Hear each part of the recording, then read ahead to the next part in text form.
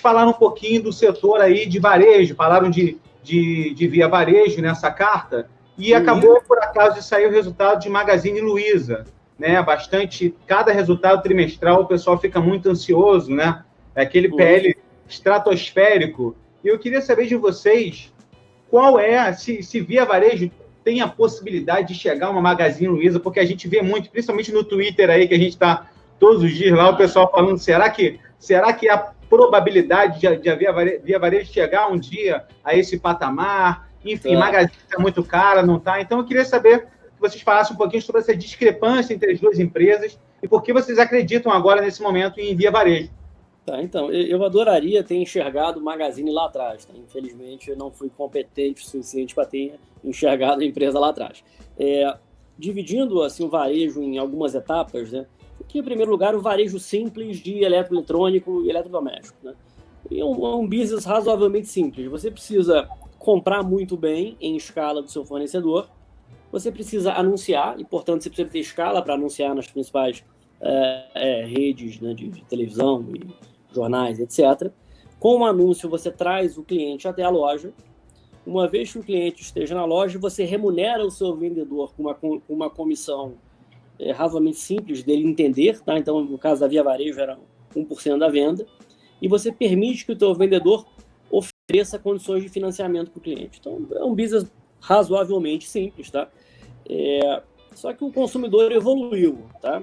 O consumidor evoluiu e o consumidor hoje não quer mais só isso. O consumidor hoje quer ter a flexibilidade de comprar em casa e buscar na loja, comprar na internet, receber em casa e devolver na loja. Ele quer receber o produto num prazo mais curto. Muitas vezes esse produto ele é enviado da loja e não do centro de distribuição. Tá? Então isso é o que as pessoas chamam de omnicanalidade. Né? Então essa é a segunda etapa do varejo que a Magazine Luiza foi na frente, fez muito bem.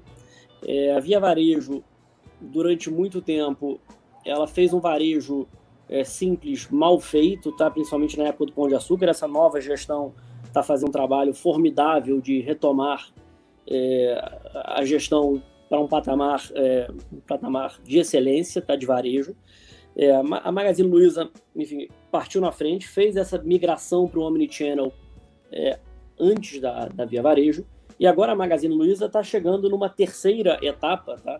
Que é uma etapa onde ela facilita outros varejistas pequenos a usarem a rede dela para chegar no cliente. Se eu sou um varejista pequeno, eu tenho vários problemas. Eu não tenho uma infraestrutura de entrega eficiente, eu não tenho condição de financiamento da compra do meu cliente, e eu não tenho condição de estar nos principais marketplaces, eu não tenho fluxo de pessoas para o meu website. Tá?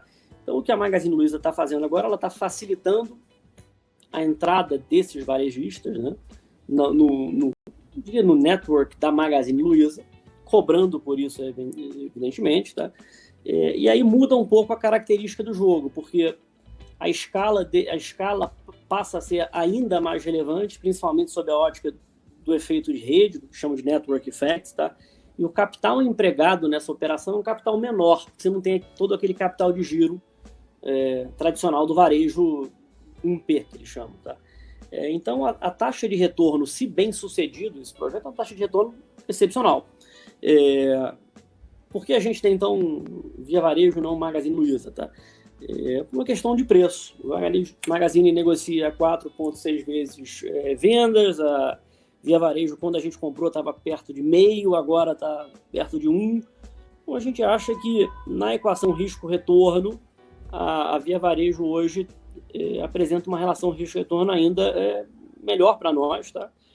E a gente tem uma posição um pouco menor do que a gente tinha antes, porque ela é uma empresa em turnaround, portanto, a gente nunca pode ter uma posição muito grande, porque turnaround são mais difíceis do que a planilha de Excel nos mostra na vida real, tá? Então, a gente tem uma posição pequena, a ação subiu muito, a gente veio vendendo a posição, então, para readequá-la ao patamar que a gente queria, e a gente ainda então, acionista. Agora, dizer que a Via Varejo será a nova Maglu me parece muito arriscado. Me lembra aquela história da BR Foods, que era a nova Ambev do frango e tal. Sempre que você tem uma comparação dessa, tal empresa é a nova... Não costuma dar certo, tá? Então, a gente se preocupa com essas comparações muito simples, assim. Alexandre, aproveitando que você está falando de Via Varejo, eu vou aproveitar para externar um ponto que me chateia um pouco quando eu analiso a empresa e nunca me deixou confortável de recomendar, na verdade, para os meus assinantes. Eu vejo que hoje, né, a pessoa que manda, né, o controlador, o Michael Klein, o filho do Samuel Klein, que fundou as Casas Bahia lá atrás, ele tem em torno de 300 lojas, em torno de 30% das lojas ele é o proprietário e ele aluga para Via Varejo. Então, eu acabo vendo um certo desalinhamento de interesse. Tipo, para ele, o interesse maior é ele continuar a alugar aquelas lojas, porque o lucro dele está vindo do aluguel e não da empresa gerar lucro para ele ganhar com dividendo, o crescimento da empresa, etc. Então, eu evito muito ter empresa que tem esse desalinhamento. Queria saber a tua opinião sobre essa questão especificamente, já pensando assim no futuro, se tiver que reduzir loja. Talvez ele vai dar preferência em manter a loja que ele aluga do que uma outra, mesmo que a outra talvez venda mais, ou coisas do gênero. Entendi. Eu acho que esse tipo de problema é relativamente comum, né? Então, por exemplo, a Bilho tinha lojas lá do Pão de Açúcar dentro da península, né? A Mali Metal Leve, por exemplo, tinha royalties que eram pagos da unidade brasileira para a unidade alemã.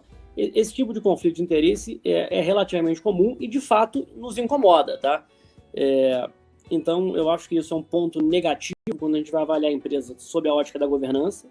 É um ponto que nos faria vender a empresa em valuation ainda menor do que aquele que a gente venderia caso a governança fosse perfeita, mas não chega a ser um motivo para a gente não ter a empresa independente do preço, tá? Então, no preço que a gente comprou, a gente achava atraente. A gente hoje acha menos atraente, mas ainda atraente o suficiente para ter na carteira. E dependendo de como o preço andar, a gente eventualmente zera a empresa. Mas você tem toda a razão, é uma coisa que sempre preocupa. Infelizmente, no Brasil, isso é bastante comum. Enfim, acho que nós, como investidores aqui, a gente tem que ler os formulários de referência, as notas explicativas para estar por dentro desse tipo de operação com parte relacionada, que é bastante comum aqui no Brasil.